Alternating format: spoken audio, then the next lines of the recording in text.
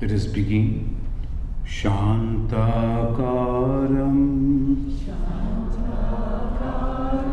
Bhujagashayanam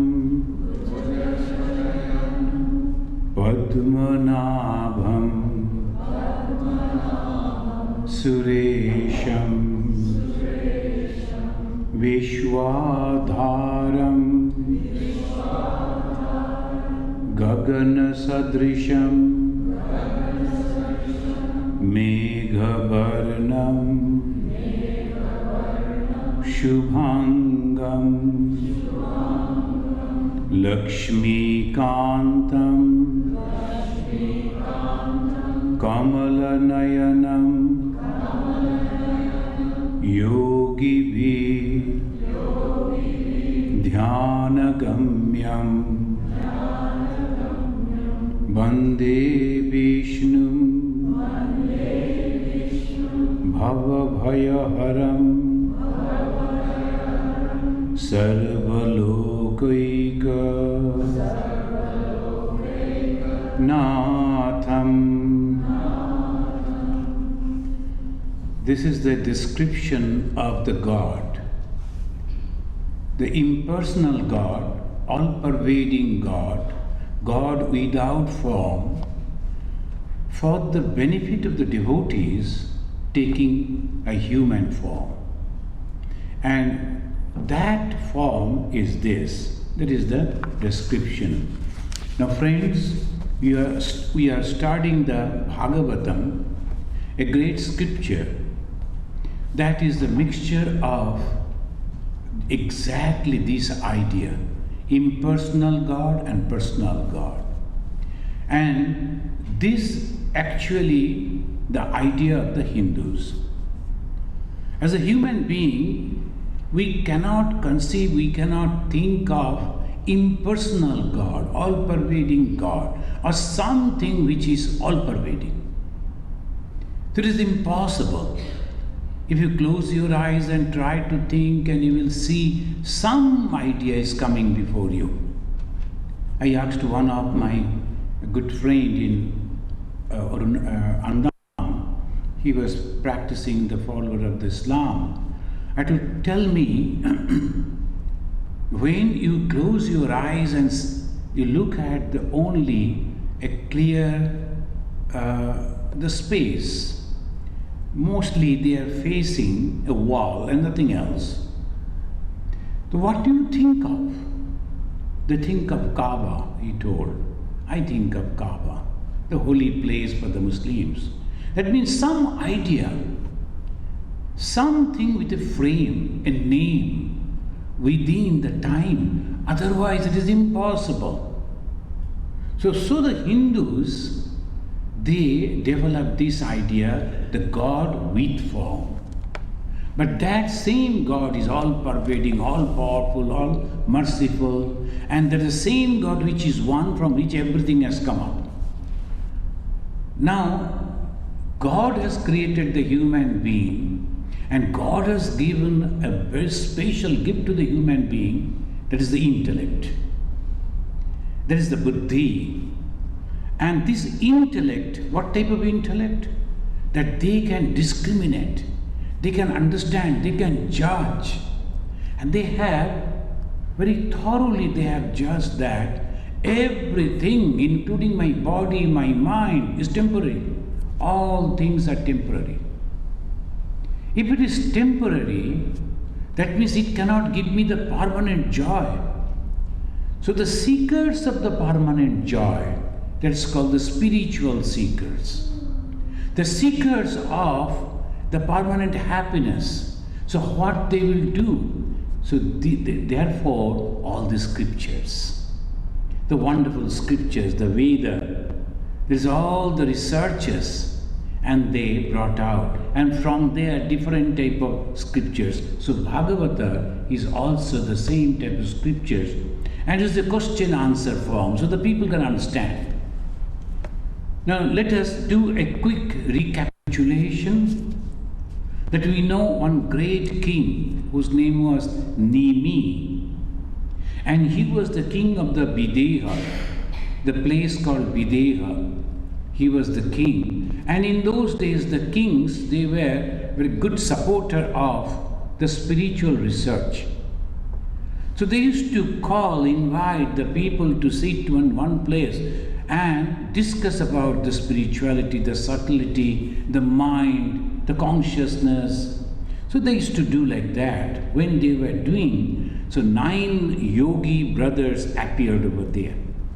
So 9 brothers, they came, all of them, they were yogis. And king took that opportunity.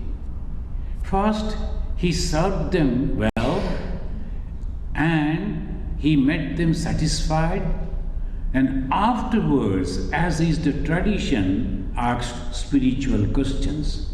When a spiritual person is visiting you, if you give him food and all other things, he is happy. But at the same time, if you are not asking questions, spiritual matter, it doesn't feel that another happiness. So the asking the question is very, very important. And it is good that the king asked the question. And he got the wonderful answers. You must be remembering, those who are attending this class regularly, the first question he asked, how to get the knowledge of Atman? Friends, we are studying a book which is talking about the Vishnu and the Krishna. And the people, usually those who are the followers of devotion, they study this book. But when we find the question of the king Nimi, the first question he is asking, how to get the knowledge of Atman. Atman is that consciousness which is within each and every being. Without that consciousness, everything is dead. So this idea we are having. So obviously, this is a very interesting question, and it should be the first question, and the answer was given by a yogi named Kabi. And Kabi, he answered, knowledge of Atman is a subjective experience, not objective. Knowledge of Atman is a subjective experience, not objective. Anything which is objective is very easy for us to understand, to discuss, to analyze. So the researches goes on, in the scientific researches, what everything is there. Nothing but the objective, something which is in front of me, that I can touch, I can smell, I can taste. What is this scientific experiments? All this only. So they will be touching it and feeling how it is. And then the smell, then the transformation, mixture with 2 other things, all this experiment, all subjective, all outside me. But when we ask, research your own mind, research your own soul, just imagine how difficult it is, because it becomes the subjective. So sometimes the people, they will ask that why don't you write about yourself? It's become very difficult. You can write about others, but when they ask you to write about yourself, it becomes really very difficult. But nowadays, in the modern time, you have to speak all high about yourself, otherwise you won't get the job. But in the interview, maybe they'll be finding out everything that you have. No, I felt that I am like that, but you are thinking that I am not. That's okay. But so we always talk like that. What is the subjective thing? This research, Atman, why one do not realize that? This is the question. This is a subjective within me. Why I can't understand that? Because the people identify the Atman, the consciousness, with the inner thing, Jada. Jada, the Sanskrit word, means inert. Now, if I am identifying myself with this wood, with the stone, and with all these things that I see, how it will be, how can I understand the consciousness? So this is the problem. Problem is I am accepting all these which are jada vastu as me. Now I am accepting another person as my husband, as my wife, as my friend, as my father, as my mother, relative, foes, all this. But that way, what I am accepting in that way, I am thinking in that way. Then what happens? The jada vastu, when I am thinking in that way, I suffer. So suffering, why suffering? A little bit of joy, and almost of the time suffering. Why? And I complain, God is not looking at me, and then this is not that, these people are not doing this, so many things. So this finger goes all the time to telling all these people are bad. But in reality, and that is called research. So in reality, if we go back and our consciousness, and I identified that very foolishly with his body, with his mind. So whenever I say I do not talk about the consciousness. I talk about this body, individual body.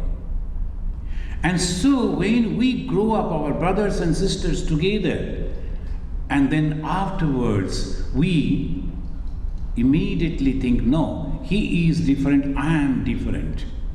Why? Why so? Because of these, we cannot think in this way. Friends, we have to understand this. This is a very subtle thing. Otherwise, we won't be. Because that's why the religion afterwards will come to that. They are telling that you go to temple and worship God and then pray to God. That is the one way. And very simple. Thousands of people, they follow that. It is good. But that's only primary stage. Very, very primary stage. You know, when you go to the temple and when you worship God and we think that God will protect me, very primary stage. But then ultimately we find that God within me, because I am the cause. So it says like this, easy way to overcome this problem is to offer all actions as the feet of the God, the Supreme Being. So the action that I am taking, that is binding me, effect is coming on me. But if I give that action at the feet of God, what happens? If people are praising, oh no, I didn't do anything, it's God. If people are criticizing, oh, I tried my best, but I don't know. By that way, you are completely separating yourself and not suffering.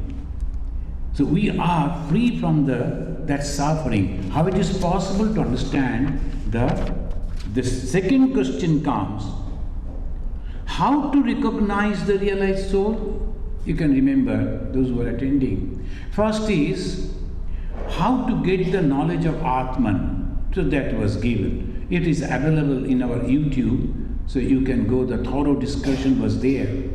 And second question came, then how to recognize a realized soul. The process, the system that you have said, it's so good. But have anybody tried it? Got the result? If it is so, how to recognize him? All people are the same type. So then it is telling, and another yogi, Hari, he is replying, the knower of Atman do not make any difference. The knower of Atman do not make any difference. So samadrishtitva, every time everything is the same. That is the main thing. Swami Vivekananda, so he was the guru of a king, Khetri, in the Rajasthan. The king was very happy, so he invited his guru, Swami Vivekananda, and in his honor arranged a program. In those days, program means the ladies used to come and sing. So it is not like today. In those days, the ladies, those who used to sing, the sannyasis used to shun them, they used to avoid them, because they were in a different character. So Swami Vivekananda went to attend the program thinking that the people will be there, he will give a talk perhaps.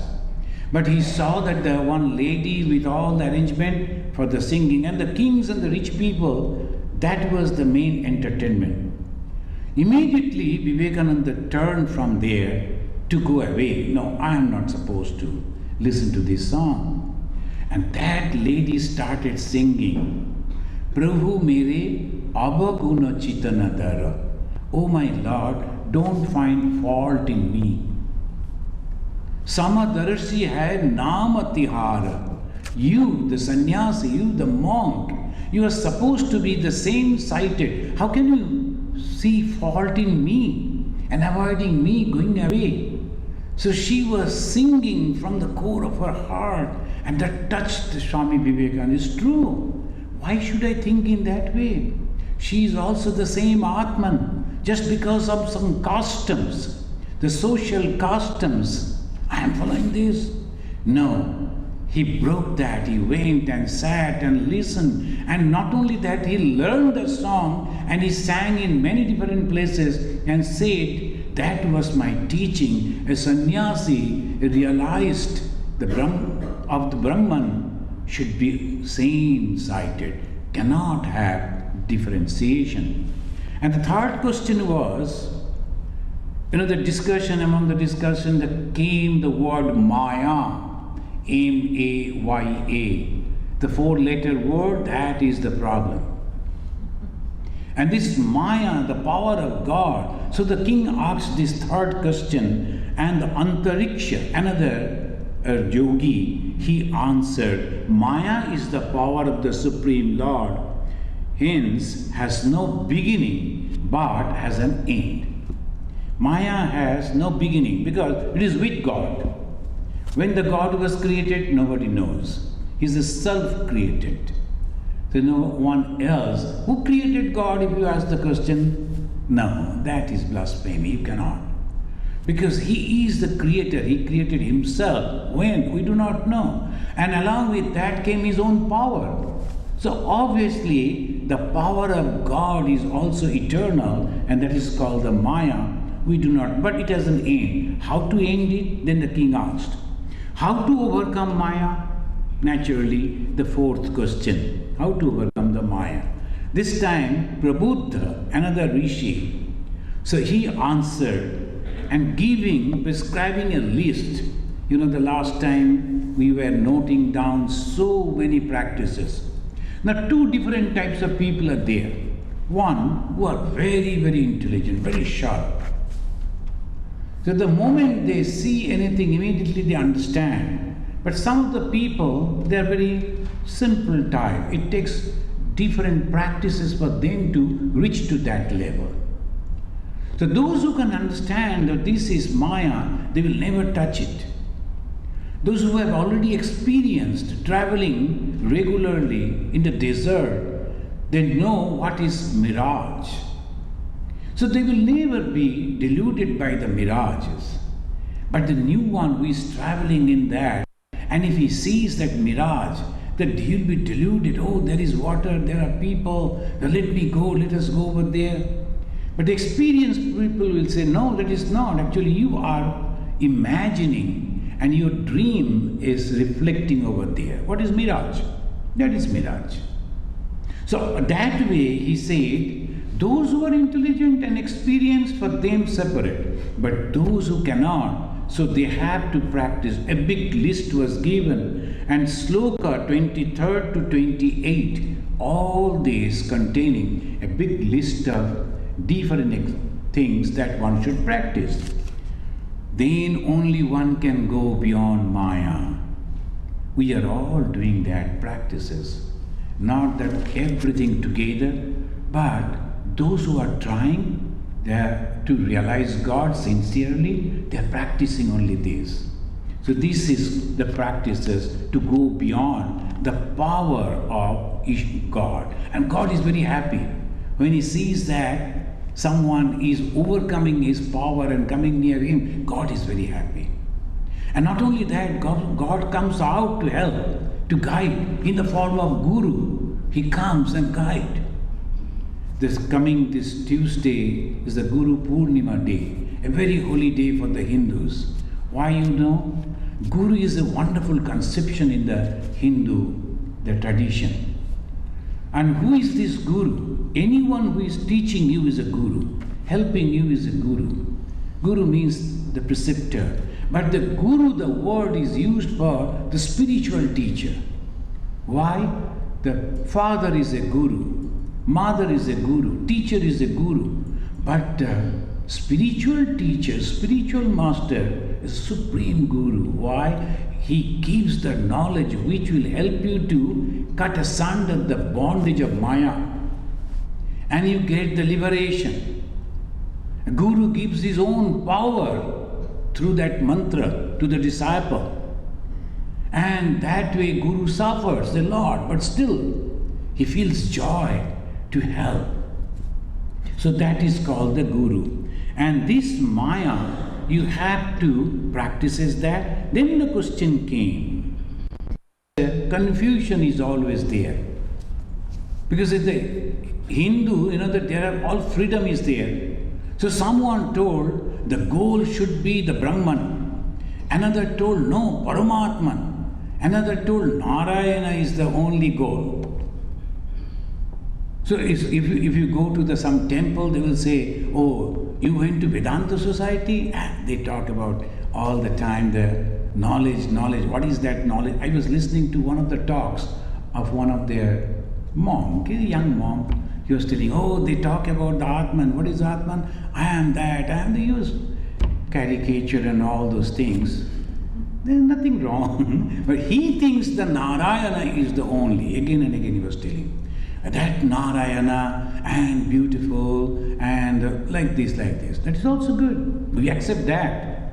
But what is the confusion, Confusion is only name. And nothing else. The Vishnu, the Narayana, the Krishna, the Paramatma, the Brahman, all are the same.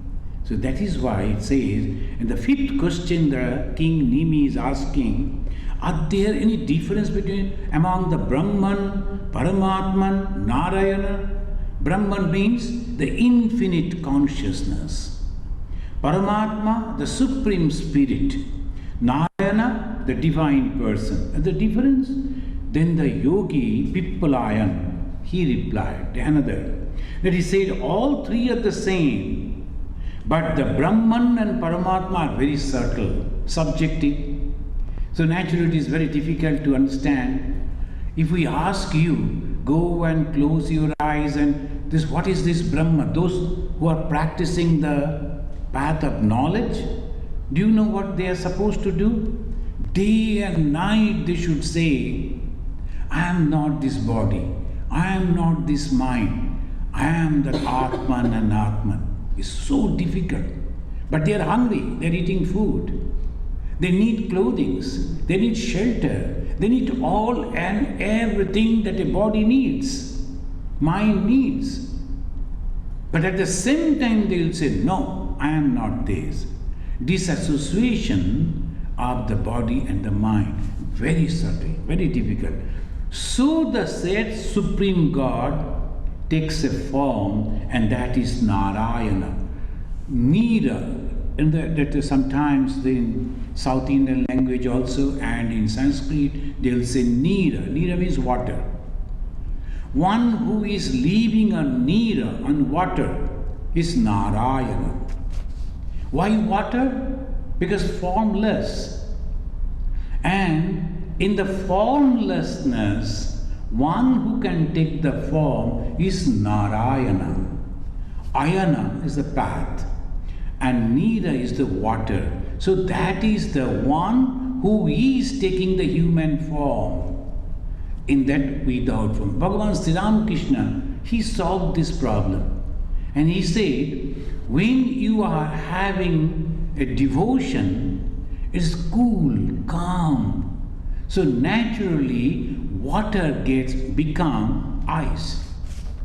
Because if you have cool breeze of devotion, that water becomes ice. Formless takes the form. I want to see you, O God, as a little baby Krishna. And you should be decorated like this. And you should behave like this. And many, They have seen like that. The great exponent of Vedanta, Swami Vivekananda, he took the Western disciples, Sister Nivedita, MacLear, and all those, to a lady completely uneducated, but she used to see Krishna as a son. So Gopala is the Krishna, baby Krishna. And she used to play with that, she used to talk to that God.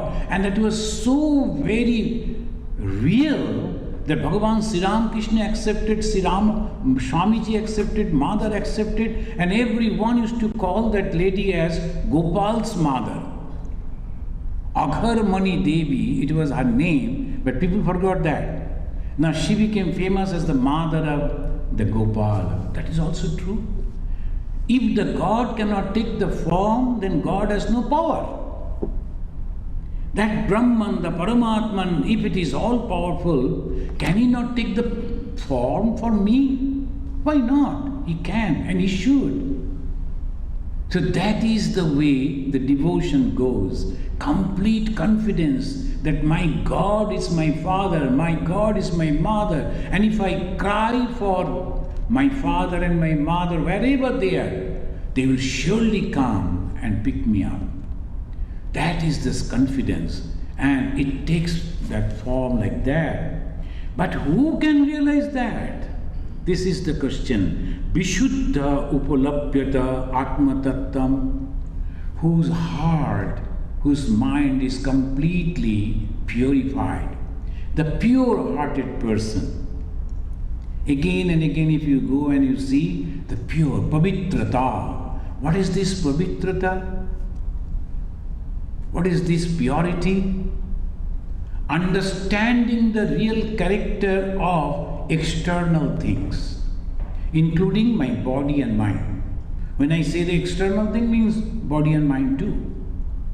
Understanding the reality of it, and accept that whatever remains is pure. That means God, that means consciousness. So purity means understanding that all these things are nothing but the composition of 5 elements. And accept beyond that power who created these 5 elements, and then mix these all to create, he is the pure. So purity means going beyond this by devoted service. Now he gives another very simple thing. By devoted service to the Lord, one can become purified. And there is 2 ways. One is understanding, another action. What is understanding? I am sitting in one place, but constantly I am going on, thinking, meditating, pondering, that I am not attached to this thing. I am completely free. This is one way to do that. Another thing is, I am active, I am doing everything, but whatever I do physically, whatever I do mentally, whatever I do in my thoughts, all I offer to God. So what happened? I am completely detached from that. I do everything, give it, and then I am free. Bhagavan Sri Ramakrishna given the example in the village, in the Indian villages, the ladies, they used to work for everyone, and then afterwards when all the people in the household have taken food, everything is okay, then she will close the kitchen door and go for bathing. If you call her, then she won't come back. That is her own time. She is not going to turn back. So that is the way. If you do everything and give it to the God, then I am totally free. I am not going to be affected by the karma. So naturally, the king took up this clue and asked this question. What is the secret of karma? Sir, you just told, by offering all action, the karma at the feet of God, one can become purified. And when one becomes purified, immediately he is free from all bondages, beyond Maya. What is the secret of that work?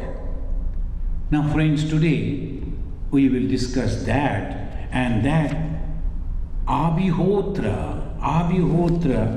is now replying. He is replying in this way. Karma, akarma, vikarmeti, vedavada, na lokika.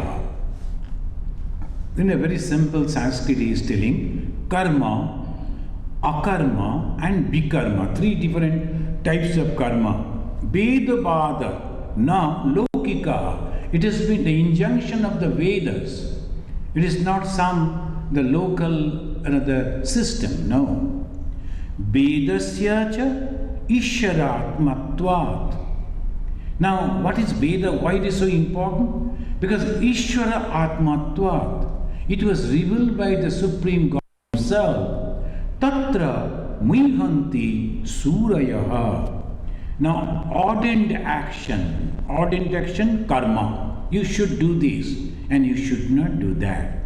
When we were children, our mothers and the guardians, they used to say, you should do this now and you should not do that. So one is akarma, that one should not do, and one is karma, that one should do. So akarma and karma. But you know, whenever there is a akarma, we are interested to do that. I was noticing a young boy, very little, maybe 2 years old. He came and he was touching the books and throwing the books, and then the mother told, no, you only see the books and sit over here. He did exactly opposite all the time. So akarma, the work that you are not supposed to do. And there in the China, when we were visiting, and there is the city it called, that one should not go over there, forbidden city. And you know, the most of the tourists, the first ticket they will purchase for forbidden city. Anything forbidden, bus, they will go.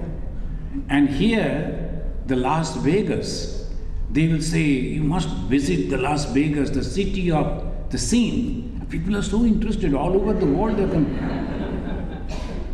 No, they are not afraid of sin, they are interested. And then what do they see? Nothing. Same hotel, same swimming pool, same casino, everything. But advertisement is city of sin, millions will go. But if they give that advertisement, the Chicago, a city of holiness, only you and me. So this is the problem, the karma and akarma. So these two we have to understand very clearly. And another is vikarma.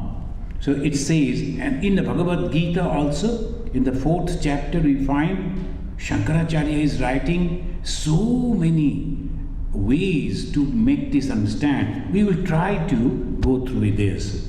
The Vedas are divinely inspired and it is not the composed by the human. So we should follow the ordained karma. Shankara also is, in his Gita Bhashya, he is asking a question. He is asking, karma nama dehadi cheshta lokapasiddham. It's simple Sanskrit. Karma nama, what is karma? Dehadi cheshta. To maintain this body and mind, whatever action we do, that is karma. Isn't it? So he is asking, akarma tad akriya tushnim asanam. And what is that akarma? That he is not doing anything.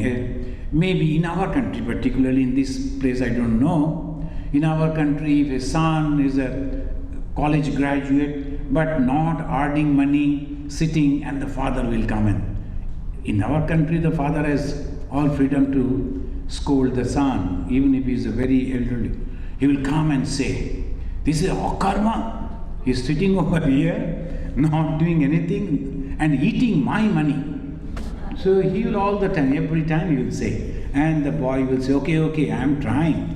So when I get the money, I will give it back to you. Like this it goes on. What is akarma? That he is supposed to earn money now because he is educated. Is it that? So Shankara is asking, when one is not performing action, we usually call it akarma. not action, not doing anything. And karma, oh look at that boy, he is going and earning money and all that. So this is, I was looking at a movie, there's a hero is not working, though he's an engineer. But his neighbor, his friend, he is going for ordinary work somewhere, but every time he will tell his father loudly before they go by bicycle, and before taking the bicycle he will, "Father, mother, I am going to my office." And naturally, the next door, his father will say, "Look at that boy. Every day, regular time, he is going to the office and you are not doing anything." So one day he came back and bitten him. "Hey, why you are shouting? Go to office. Why you are announcing that you are going to office?" So karma and vikarmas, constantly the conflict is there. But that is not what we are going to discuss. Completely different. Why I am discussing this? Because the moment karma and akarma, the Indian minds immediately they will think of one which is active, another which is not active. Not at all. It's completely different way. So it goes. That's why it is very, very important. In Bhagavad Gita, 4th chapter, 16th verse, it says, "Kim karma, kim akarma iti, kabayo atra mohitaha." Even the Kabi means those who can see, the far-sighted people, those who can think, the thinkers. Even then they are confused. What is karma and what is akarma? Tatte karma pravakshami. Therefore, O Arjuna, I will tell you, I the God, the Krishna, will tell you, yaj gatva, knowing what? Moksha se ashubhat. If you can truly understand what is karma, then you'll be free from bondage and you will have the spiritual enlightenment. So this is important. Moreover, friends, we all know we cannot sit idle. Always we like to do the work. Because sometimes we find very elderly people are very active, going here, there. We all appreciate that's good. But at the same time, you know, they have not practiced meditation. And that's why when they are, the more the age, the elderly comes, the control over the mind and the senses become lessen. That's why they become so much as if active, going here, there, everywhere, as if to go and attend the lectures.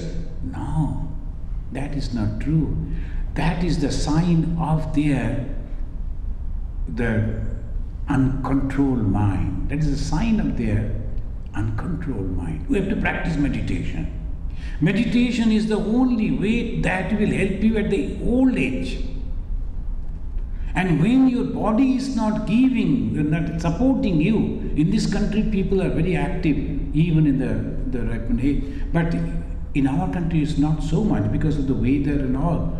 But whatever it may be, even if you are sitting quietly, physically, your mind is going everywhere. That is also not good sign. Why? Because you will suffer.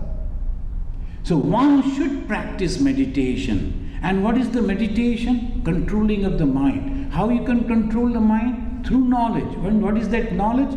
I am everywhere. Why should I have to go everywhere? It is sufficient. So you quietly sit and take the name of God sitting in one place, and that kim karma, kim akarma iti. What is true action? Taking the name of God. Sitting in one place, praying, singing, and loving everyone. So that is the karma. We will come to know about it. And karma begets result, the good or bad, and both binds. So naturally the human is in the circle of the life and death. Life and death. So non-performance is not the solution. So what to do? Those who are spiritual seekers should understand this secret carefully. First, I am giving a graph. It's like this. Karma is the ordained by the scripture. Now, if you take one line, there are two. One is Vidhi karma, another Nisheda karma. This is a Sanskrit word. Vidhi karma means to perform, is ordained by the scripture. Nisheda karma should not be done. And that is the list is also there, that you should not go and hit others or hurt others through your word or physically, etc. etc. All nisheda. And the immoral type of work one should not do. Sometimes some people, just to earn some money, they'll be selling narcotics to the school students, college students, ruining the whole race just for some little money. What they are going to do with that money? Maybe that their children also get intoxicated by that, affected by that. What they are going to do with that money? Going to 5-star, 7-star hotel? And do they think that they will get a lot of peace by that? No, they do not understand that. The people they are selling the guns, arms and ammunitions and encouraging people to kill each other just for money. The huge factories, they are developing all the killing machineries and they are selling it. And they're encouraging those people to fight. Those fools are also fighting. And these people are thinking, oh, we have sold those things. You have sold the potatoes and all that. I have sold the machine guns. What is that? I have sold the product only.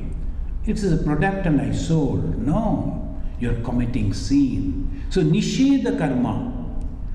This type of thing one should not do. The Nisheda karma is this. And what is the Vidhi karma? Nisheda karma we need not to know. We ourselves understand. Whenever we try to do that, immediately from within our own mind, something will come up, thoughts will come up. We should not do this. This is harmful. We should not do.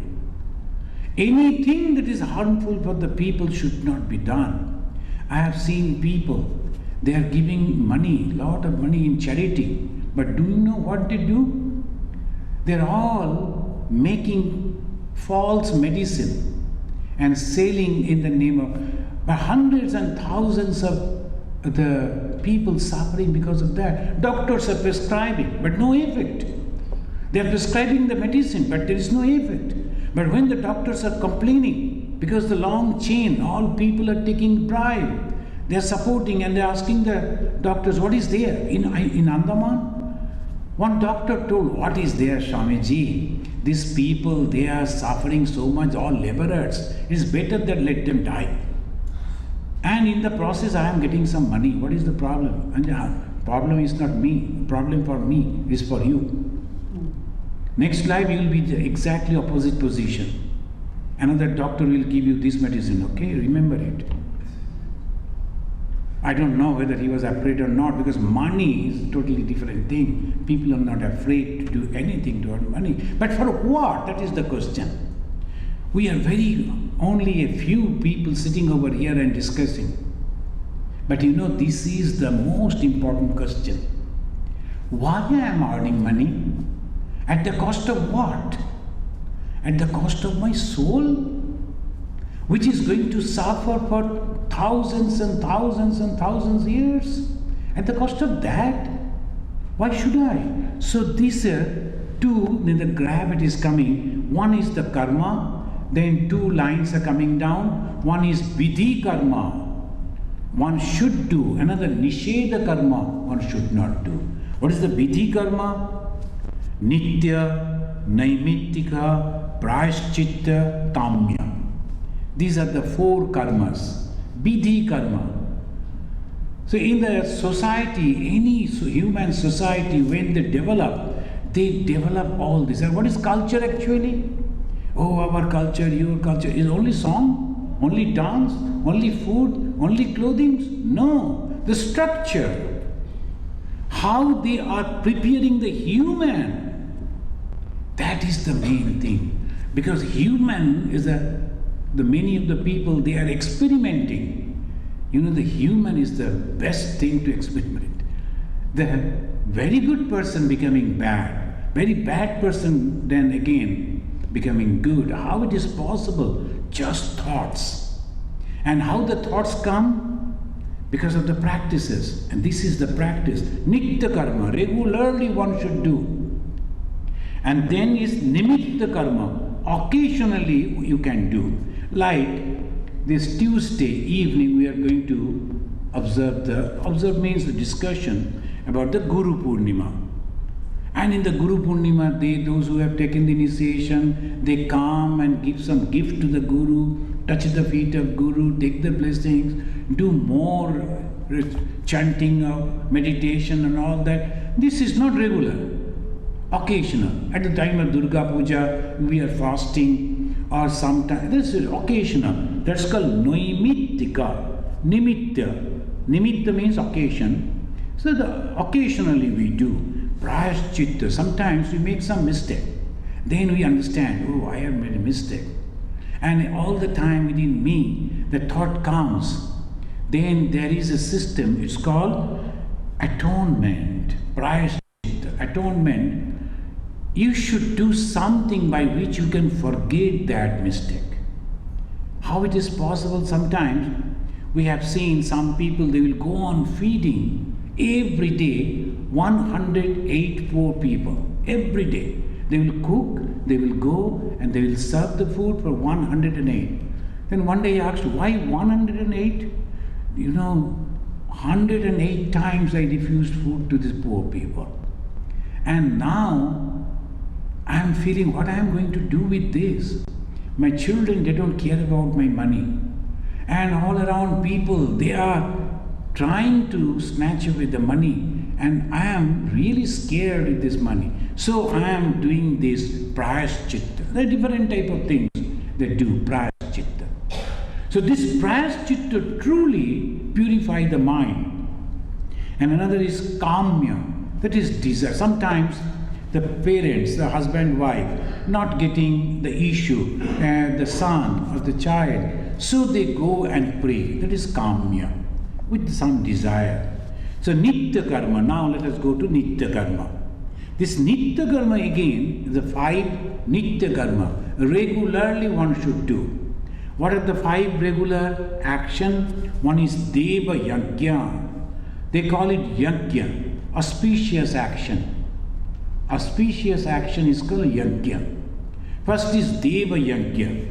One must worship the god or goddess. How you can do it? Just burn one incense stick and show it before God and say, God, I am terribly busy. I have to go to my office. But please remember me. And you leave. That's all. That will be, and then when you come back, again you go and stand before that picture and say, God, I have come back, safe, everything is all right because of your blessings. That's all.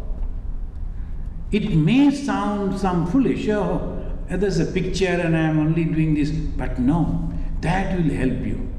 Believe it. So this is the Deva Yajna. Second come Rishi Yajna. Rishi means the knowledge. They have given you the knowledge. At least 2 pages of a holy book one should read. The devout Christians or the Muslims and our Hindus also, they will never go to bed before reading at least 2 pages of the holy book. Every day. They will open the book and they'll read 1 or 2 pages and then they'll mark it and go to bed. And in Hindus also, they will do the same thing. I always ask people, read 2 pages of the Gospel of Sri Ramakrishna and go to bed. You know what will happen? Immediately after reading those words, if you go to bed, in your subconscious mind, it will act. And that will guide you. So even when you do not know, you will understand someone, in a very subtle way, giving you that idea, you should do this, you should not do this. So that is called Rishi Yajna, the good work for the knowledge. Pitri Yajna. Pitri Yajna, remembering our fathers. Every day one should do. When you are going for a bath, for a shower, just remember your generation. Maybe father, mother, grandfather, grandmother. If you don't remember them, the grandfather, grandmother, at least say, oh grandfather, oh grandmother, I have not seen you, I don't know your name, I have forgotten, but please be with me all the time. They will be very happy. If someone is remembering you, naturally you feel happy. So this is the way. So Deva Yajna, Rishi Yajna, and then Pitri Yajna. Then come Nri Yajna. You must help someone every day, a little. How it is possible? I suggested that keep $1 separately just for the Nri Yajna. I cannot go and find out every day I have to go and find out homeless and then say, hey bro, take this money out. It is not possible all the time. So okay, now, and sometimes even after giving that, I am thinking, oh, he is going to again take the narcotics, I am supporting him, I should not do that. It's not necessary. The better you just keep $1 every day when you are looking at the God, morning, $1 offer over there, keep it there. After it becomes $30, go to a holy place and donate it there. That's all. Nri Yajna, that will also, because you don't have the time to go and help them physically. It is not possible. But these people they'll be doing. So you have to choose the pauper people and help them. Bhuta Yajna, I have seen in this country, I really liked it. The people, they will be keeping food and special food.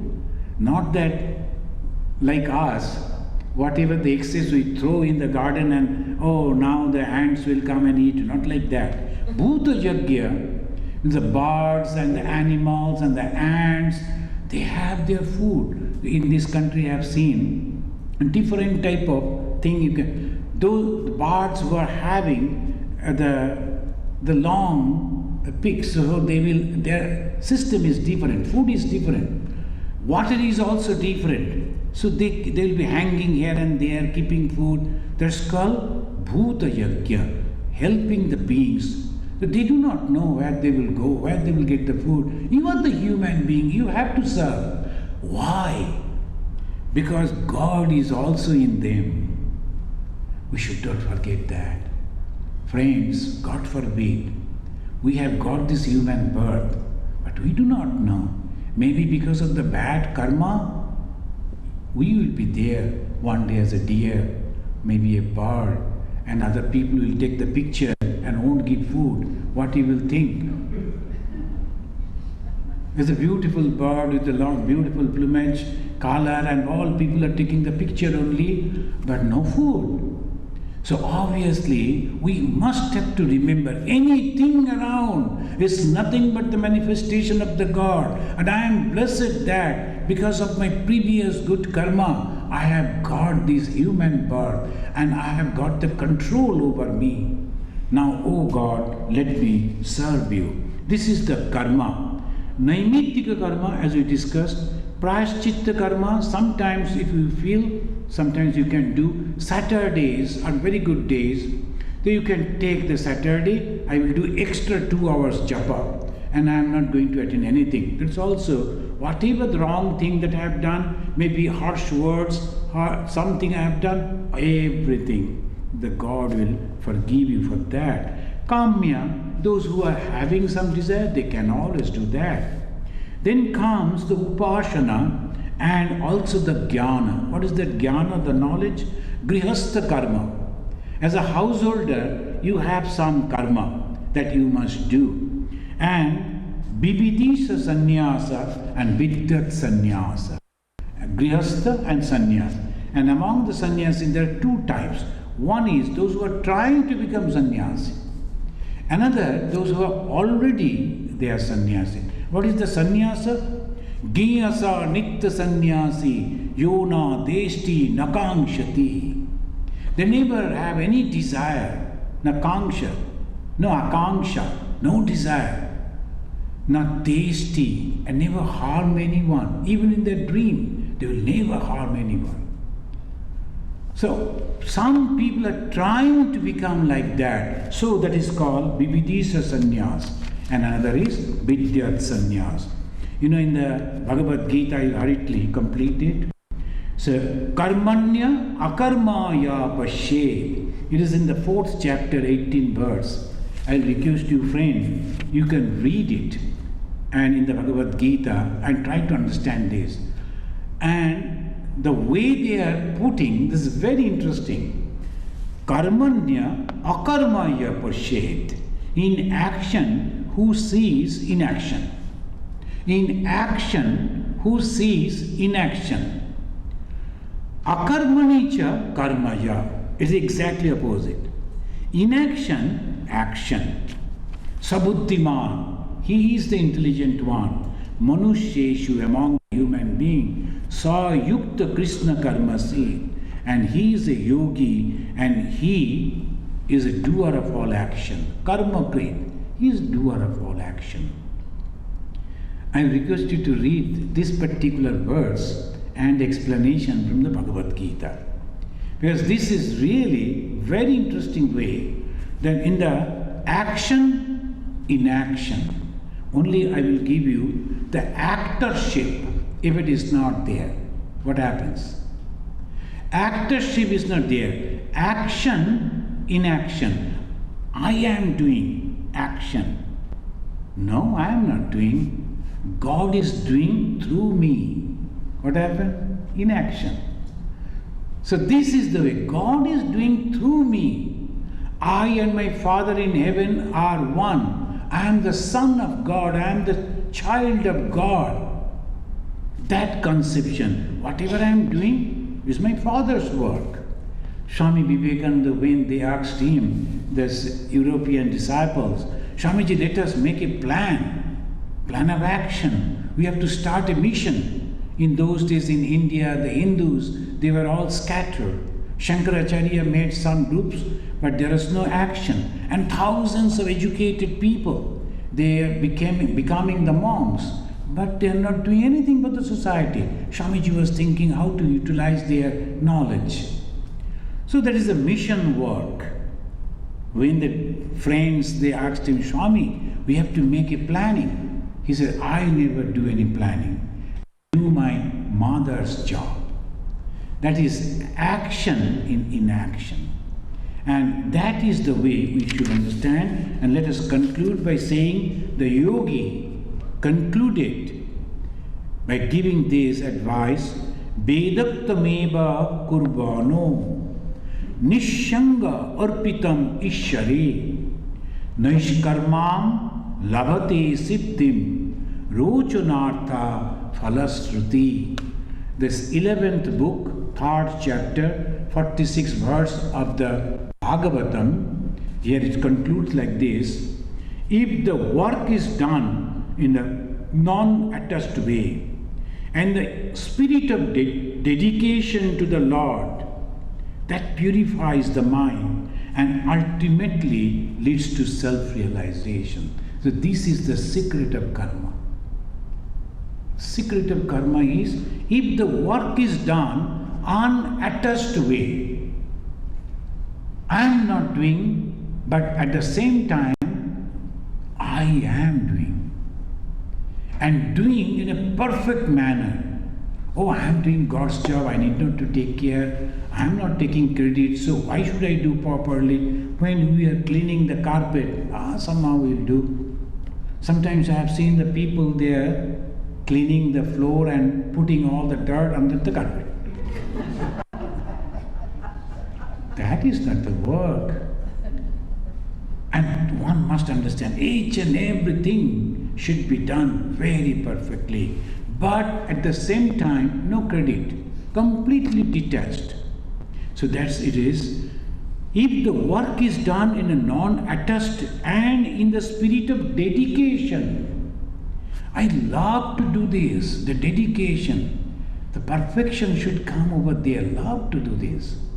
So then I am doing it for the Lord, for the God, not for this man or that man, no. Majority of the time we do for some particular person whom we love and respect, and for his attention we do. No, that is wrong. We do it for God. Friends, I will conclude. with an experience that I had in the beginning of my monastic life. So I went for marketing. I was in a hilly city that's called Cherrapunji. That is in the northeastern part of India, on the 5,000 feet height. That's it. And that time the road was narrow, and only one time for 2 hours all vehicles to come down, another 2 hours vehicle will go up. That was they used to call gate. So we had to remember what time we should go and what should come up. We went all down to the Guwahati, the big city, for our monthly ration. We purchased things. As I was a brahmachari, I didn't eat outside, and we are not supposed to. So almost hungry, some biscuits and water like that. Then we came back, and with that way, and a very bad jeep, and the driver was also like that. So anyway, when we reached back to the ashram, it was almost 1:30 or 2 o'clock in the night. And I saw the one plate of food just covered over there. It has become so cold and still. And that too one plate, what the driver will eat. So I had to share that food again. And I was grumbling, oh, there was no one waiting for me. I did and I did for the ashrama. I took so much of pain. Then the next morning, the Swami in charge called me in the tea table and the breakfast time. And he was asking, how much that you have purchased this particular thing? I told this. Oh, you are full. You should have gone to different shops. Nearby other shops are there. You could get it much cheaper rate. He was never appreciating me that I came 2 o'clock in the night and half food and even half sleep. Because I went to bed at 3 o'clock. I had to get up at 6. It's not complete sleep even. And he was going on criticizing me before others. So I decided that I won't continue as a monk. I will go away. What type of people these are? They never know how to appreciate. But I decided. So I went, trying to sleep. But that is not possible. When you are angry and insulted, you cannot get the sleep also. So I was there lying on the bed, and that I am not happy. How to prove? So I said in the noon time, lunch, I am not going to eat. So the people will understand that I am not happy. But I don't know how many people they understood. But that Swami called me and told, come, sit before me. See, you are angry not for the food, not for the physical labor that you have given. You are angry because you wanted appreciation from me, right? And I had to say yes. And he said, are you working for me? In that case, you will never get liberation. Forget about liberation, even peace. Work for God. God is in the picture, but He is everywhere. Remember it. Work for God. Whether people are understanding or not, watching it or not, appreciating it or not, the karma we must have to do, action we must have to do, and after every action, just say to God, God, I have done according to my capacity. Some people may do it much better way, but according to my capacity I have done, and I am offering it to you. And that is exactly the same thing in the Bhagavad Gita. Krishna said, in the Bhagavatam, the Muni said, do it in a non-attached way and dedicated way. Thank you, friends. But the king is not leaving. He is asking, it's good for the human being, but what about God? God also takes the human form, right? Avatara. And he is also working. Is he also bound by the same rule? This question we will answer in the next class.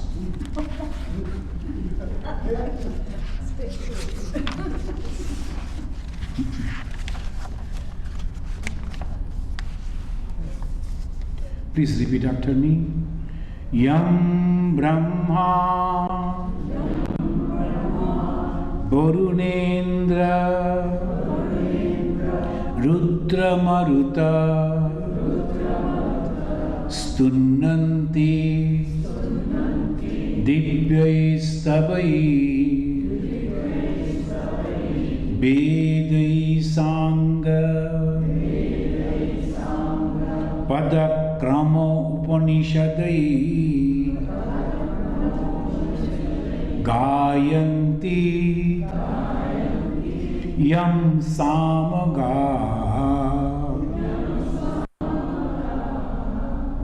ध्यानावस्थित